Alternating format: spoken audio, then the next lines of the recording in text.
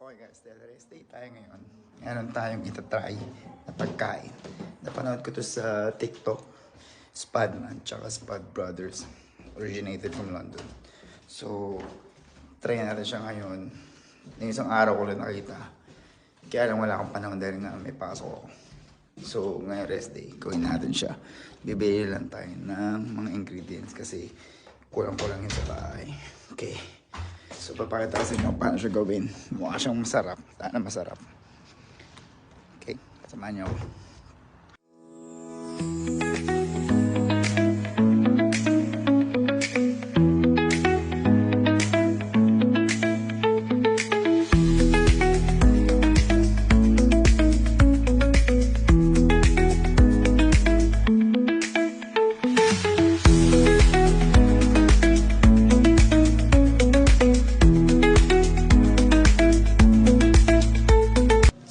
Sa Walmart. Bibili na kami ng mga ingredients na kulang. 3 cheese yan. 3 cheese yung ginagamit mo. Nakita ko sa video. This one, 3 cheese. 3 cheese. Oo, sana. Parang ano yan, mozza. Ilang potato meron ka na? Isang bag. Okay. Mozza and cheddar ata to. Oo nga, mozza, parmesan, cheddar. Okay. Okay na ba? Dalawa siguro. 3 cheese, tsaka... 3 cheese, tsaka cheddar. Hawa ka muna.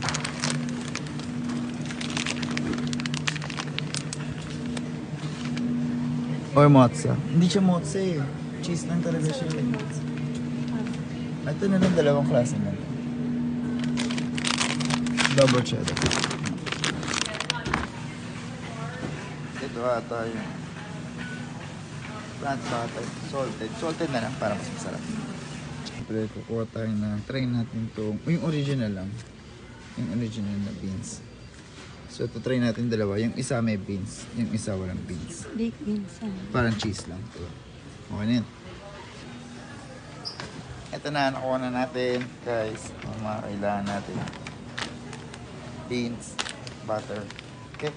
Yan. Tayo. Kuha tayo ng potato. Organic potato. Kuha tayo ng dalawa. Isang red, isang yellow. Paditik. Okay. Pero kasi yun. Sige. Pahingin na natin. Kuha yun. Hindi ko kasi matanda. Nanonood din dito ko. Sige, kuha tayo isa. Okay lang. Try natin. Ako naman magbabayad eh. At tumulan pa nga. Tumulan! Nagtatay pa lang ako. Nagsipagan.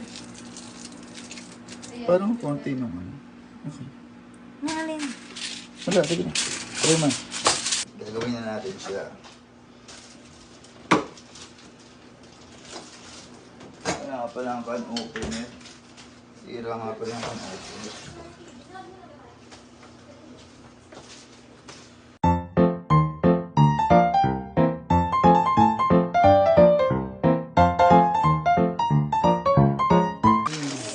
Dapat madami din yung Sali cheese. mo na yan. Talaga.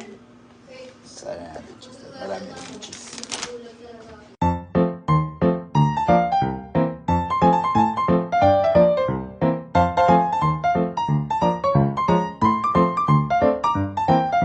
Siya.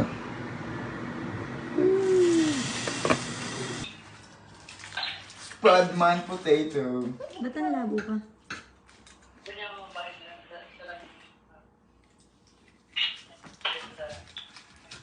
Parang ano pa siya? Tama lang, Mash. Tapos syempre, butter. Gusto ko madaming butter. Mali ata itong ano. Ang baboy. And then,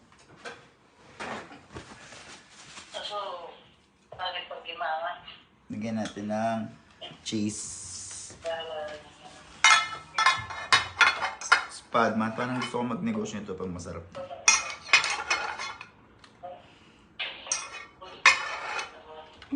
may isa pa, may cheese ka pa. Ito pang cheese.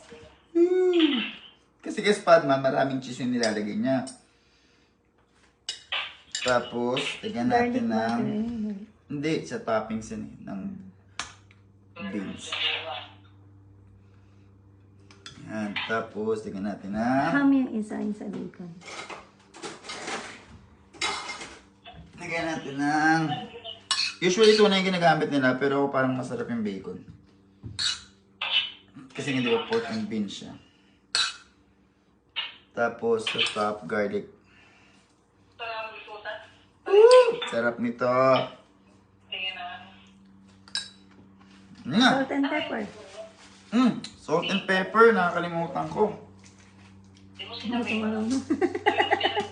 Paano ba to? Ayan. Ikot. Enough! Enough! Tama. Tsaka pepper.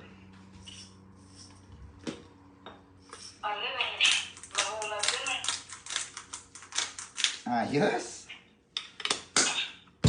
So ito na yun guys. So, Spadman potato. Kain tayo ma. Sarap. Ang takaw mo, ah. Yan na dinner mo, ah. Huwag ka na mag-rice, ah. Sobra na yung calories mo. Ito yung isa, yung red potato. Sarap nito guys. Tingnan mo naman. Basta pa siya para lang itong pilipilaan, no?